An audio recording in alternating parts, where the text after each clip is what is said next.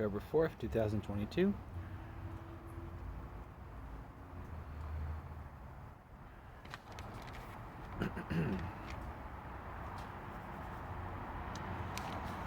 Outdoor Truths, Aiming Outdoorsmen Toward Christ by Gary Miller. I made my way to the tree stand on opening day of Tennessee's deer season. The weather was perfect, including a chance of light rain. I prepared for this hunt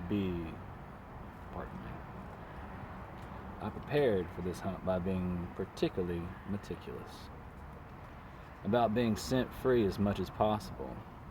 I should have arrived a few minutes earlier, but all in all, everything was good. I was sitting on the edge of a field where the deer normally skirt. If they came out, they would do so about 125 yards away, and then hopefully make their way below me and maybe within the range of my bow. Sure enough, a few minutes after daylight, 3 doe show up just where I expected them to be. They lingered and picked around before easing to my left and out of view. I was not concerned, but instead thought they would show back up shortly. I was wrong. I never saw them again. I saw other deer, slightly out of range, but never saw my original 3 again. My hopes were not dashed because any hope had not appeared yet. Here's what I mean. Years ago when I first started hunting, as soon as I saw those deer, my heart would have been kicked into a beat, just about hyperventilating. I would have been so excited for the opportunity I was certain about to get. This time, not so much. This time I noticed how their initial appearance did very little to my emotional makeup. There was just too much room between me and them.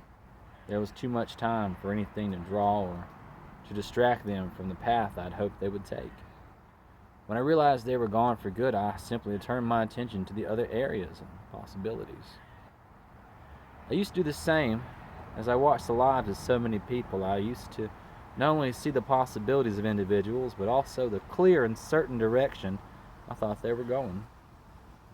My heart would beat with excitement as I thought about their potential. Much of the time, if not most of the time, the path I assumed they would take, they didn't.